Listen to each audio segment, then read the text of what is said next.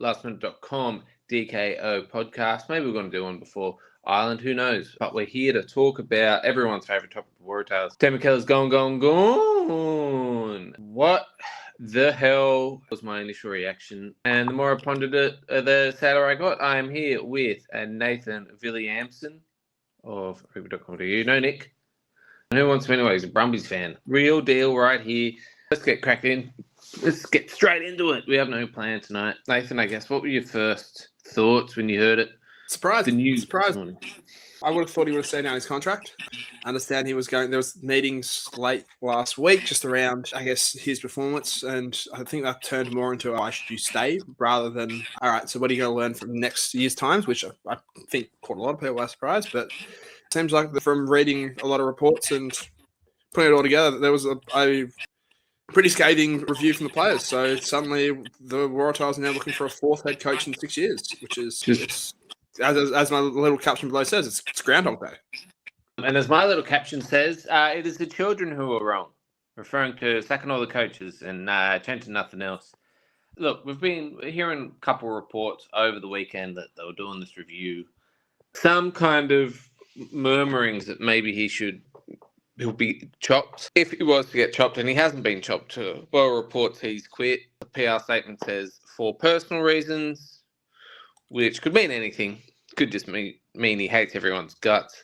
But look, someone else said this on Twitter, but the 5-year rebuild has gone back to 0 days. Again, the little counter's gone. Look, Dan McKellar wasn't setting the world alight, but as we've said before, look, it's been 10 years since Checker and nothing fucking happened. Hey, Penny, it turns out he's actually a pretty decent coach. When he's got the system behind him, we've gone through Daryl Gibson. Is it David Gilmore and Ben Whittaker? Jason Gilmore and Chris Whittaker. Wow, I've got both their names wrong, whatever. We're free balling it tonight. No preparation. Daryl Gibson, Jason Gilmore and Ben Whittaker. Not in order. Darren Coleman, Rob Penny. Am I missing anyone? Probably. There's been that many. Probably. And that's probably. That's on our research. That is just quite literally, there's been so many people have gone through. It's ridiculous. And I don't know if any of those teams got into the finals. It doesn't really matter in Super Rugby. It's pretty clear if you're going to win it or not pretty early on. They never threatened to be one of the better teams in those 10 years. Where to go from here? The Waratahs are sitting on the gold mine of the Sydney rugby talent pathways. Don't do anything with it. And, it's coach's fault again. It's always the coach's fault. If there's a system problem. It's as simple as that. There's a system problem. There's no way you can spin it otherwise, right? You've had so many different angles to look at. You've had a Kiwi perspective. You've had the homegrown shoot shield guy come through and try and work his magic. Then you've had the established Super Rugby winner in McKellar, terms like the AU success and success overseas, come in, like someone who was a Wallabies candidate not too long ago. Come in, have his shot, can't get it done. So the system is broken. And that's the only conclusion you can come to right now. It's well and good thinking of, if we had this person, maybe something's wrong. Something needs to change because something's deeply wrong, and it's not the coach. No, not at all. I say stability, and maybe there was, again, from a McKellar perspective, we don't know what's happened behind the scenes there, but maybe the fact that his time in Leicester ended in a pretty similar way might suggest that there's some review on his end. But sorry, he's won in places across the world. He's, again, as you rightly put it, when you have someone like Rob Penny who's moved on to win with the Crusaders, I don't know. You can't just say, well, it's all the coach's fault. There's got to be something wrong with the system. 100%. Mind-boggling. Look, there are some, to talk about Dan McKellar, look, there's some kind of reports that you can get a great review from the players. In other words, he's difficult to work with. Maybe I'd use the C-bomb. I'm not sure. I have no idea. It's not really clear. But in any case, look, unless he's abusive, there's no reason for that to be an issue. At what point is anyone else going to cop the blame for these awful performances? Maybe you say, look, he was playing 10-man rugby with probably the best backline in Australia. But there's no one in line. There's no obvious successor. People have chucked out, I think, Chris Whittaker again. People have chucked out Chris Latham is another name. Michael Checker, who's on a one-year contract for the Root. He's hanging around. Sometimes you need to go backwards in order to go forwards. That's Waratah's motto. That's popular. So think about it. Checker as coach, Phibbs at 9, Foley at 10. Oh, Beautiful. take me back to those days. Talking about going backwards, man, with the Top Gun kicks and the Ready to go. Shit, I honestly, I don't know. I don't know what else there is to say. It's disappointing. There's nothing good out of this. I don't see the sunny side of it, except if Scott Robinson came in, ex-Crusaders, ex-All Blacks coach. He loves surfing. If anybody's seen like a Waratahs coded coach, it's Scott Robinson, and he would have so much fun with that back line. Have a place at Coogee or Clovelly. He'd spend the early mornings just surfing, roll in from that, probably line bike down the hill to Daceyville, and put together a master game plan. The problem is, what's the proof that he works? It didn't work for Rob Penny. I don't know. I think you can throw so many names up right now, but you need someone that's actually going to change the culture and change the system that can get these people coming through and delivering. And because you're right, this obviously something's not gone right here. That all of a sudden this is another head coach with world-class experience who is suddenly now looking for a job. 100%. And it just say like if he doesn't work, I think what just needs to happen is one coach. Could be anyone. Could be Nathan. For God's sake. Could be you. Just give them 3 to 5 years. Look at what the Reds happened after Richard Graham. They just went, hey, what's his name? Forgot his name. Gave him the job for a couple of years. Just let everything settle down. Build the pathways. And look where they are now. They're so much better. They're kind of that disappointing, could be challenging way more than they actually are stage. It's getting to the point where they're becoming the outflow for Australian rugby. We've got Lawson Crichton, who's a Queenslander, I should say. And then it's like, reports he's gone to the Force. I guess he would rather sit in the bench for the Force and be starting 10 for the Waratahs, which might be saying something. Borough reports. But he's already signed. He's signed with the Force already, so he's there. I don't know, Nathan. It's all pretty. I feel like I was saying today, it's like after your second dog has died, now you've gone through 2 cycles. You've gone through I know what's coming at the end of this in about 15 years' time. You can get used to it, and you just circle of life. You're in a matata. Just so disappointing. I've said it before, Nathan. I don't think not having a go at them, but I just don't think we should have any Queenslanders in the squad based on the fact. No, but based on the fact that there's so much talent coming out of Sydney, you shouldn't have to go, oh, fuck.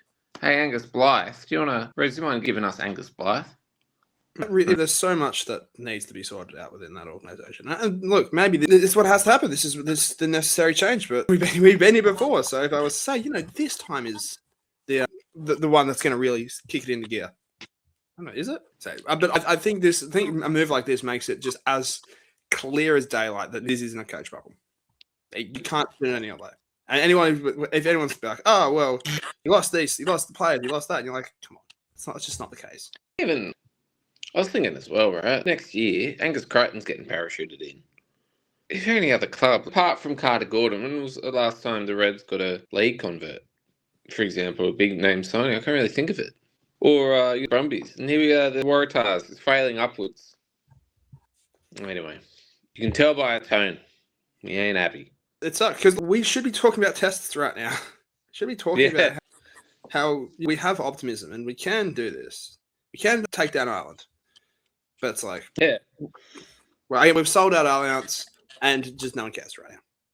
Maybe who'd you get in? Who'd you want as coach? While it's there, it's much of it to lie. Let's say false, I should say. False. If I'm allowed to dream, then Scott Robinson. He'd be amazing. He would solve it, but he'd be sensational in that. But I think in terms of if you're not allowed to dream, I'm not allowed to dream. Chris Latham, MLR, people can look down the league, but you don't go undefeated if you're not a good coach. You've got to be able to actually put some stuff together. It'd be him or Stephen Wells. And he was coaching in America. Yes, another one in America, but he's also won a shit shield. Seems to be sitting back waiting for something like this. And also, look, I was talking about the Reds before. Compare this to they're getting Vern Cotter in next year. Just kind of differences. Chuck the money at the league converts at a good coach and a good director of football. Mental mate. I honestly don't know. I'd say you probably just get Checker in. If he's free, just grab him. Why not? I think he'd probably want to come over. He'd be king shit. Fuck Mountain. He'd probably love that. Bro, stop thinking you're going to be an NRL coach, Checker. You had so many chances. The Tigers wouldn't take you. Just come home. Come on, man.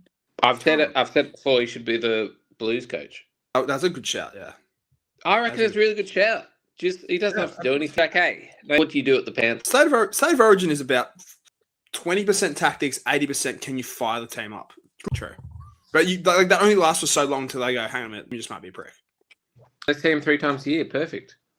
Yeah, it's great. I'd have him. I don't know.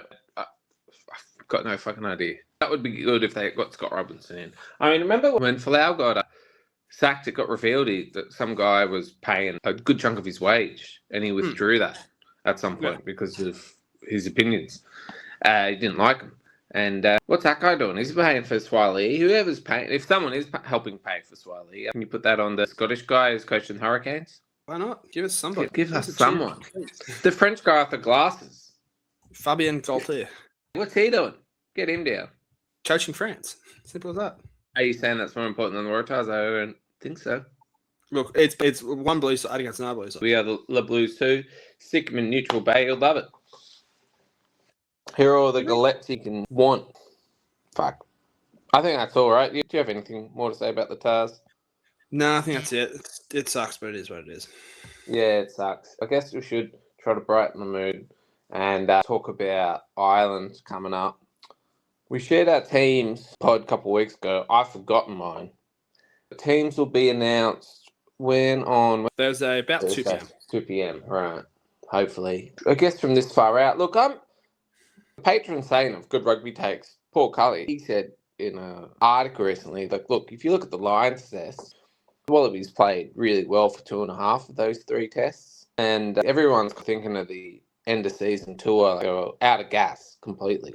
And kind of put that out of your mind and think about how much energy they had for the Lions. So I think coming to the Ireland test, I am thinking about that. And I am hopeful. That's my basic thoughts. And I saw Dylan Peach, Wallabies posted a photo of Dylan Peach, and I got quite excited, actually. Just thinking about him playing. I won't tell you where I felt excited. We all know. It was more than just my nipples. But what are your general thoughts? And in particular, do you think we'll see any selection surprises? I'm with you in the sense of this is probably one of the more fascinating test matches because we don't know what the weather level of the Wallabies is. And I think I've said it, in this pod a couple of times.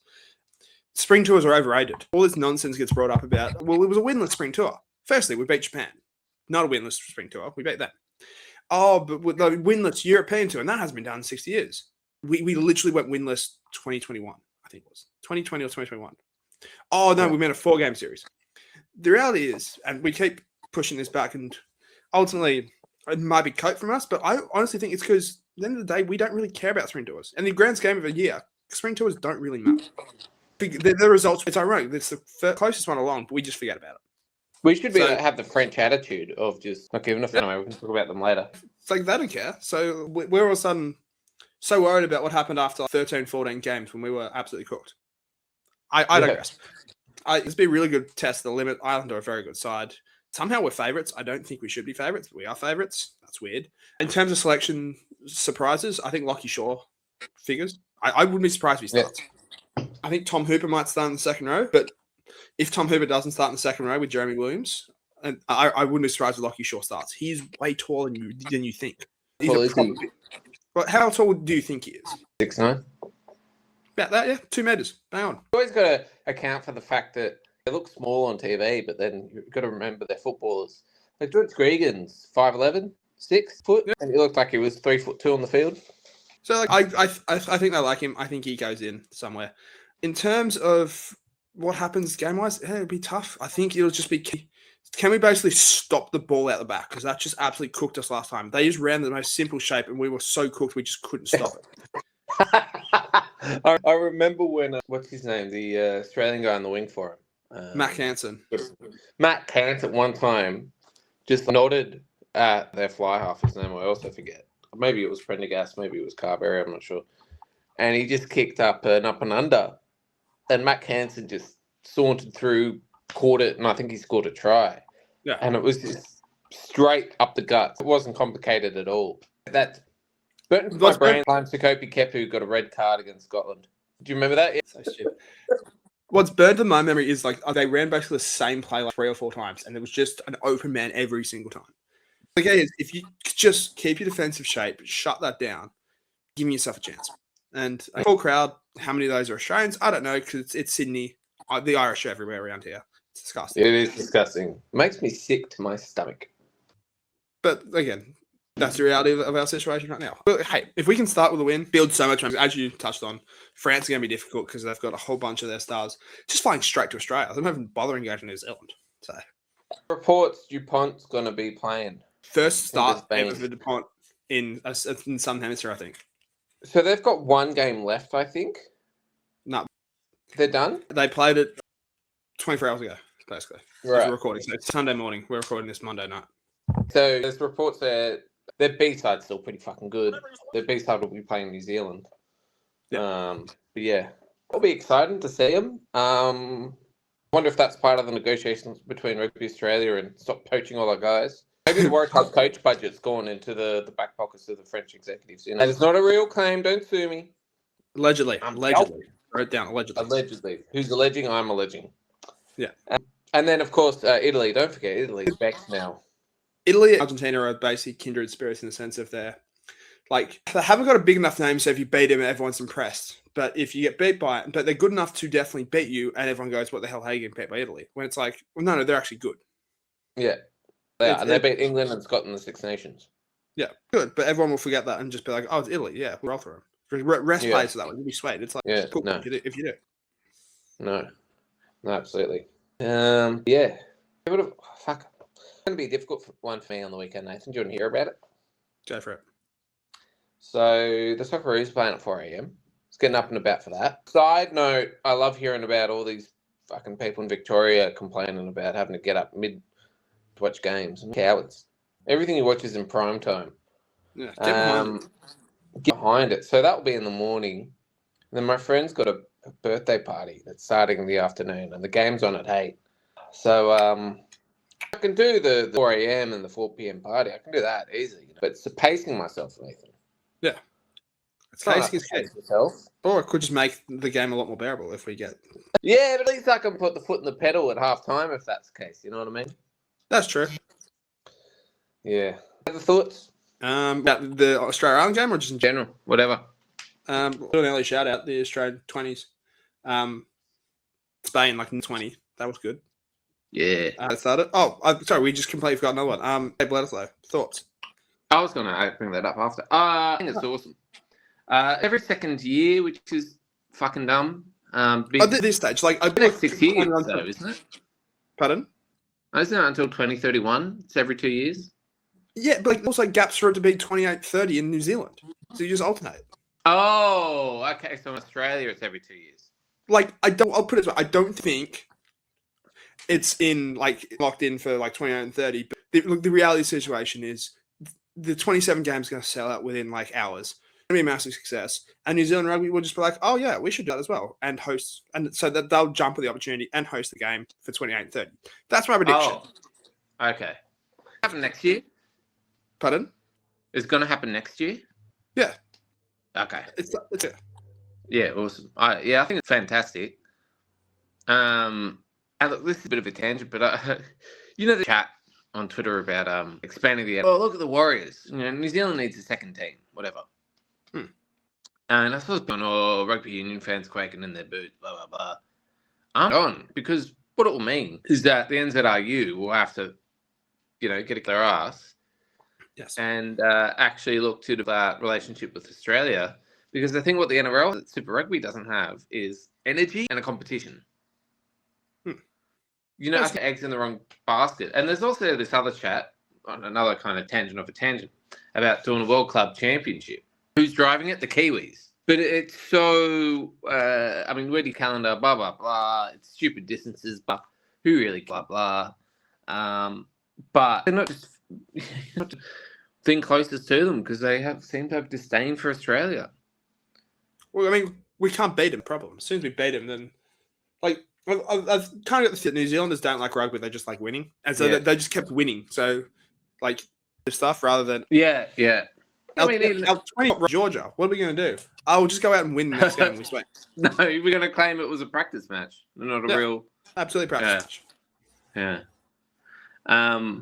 Yeah, well, I think you're saying, but Australians, we say, right, it's not even if you look at our major sports, well, out of the 3, including cricket, 2 don't really have an international scene, and nor do we care.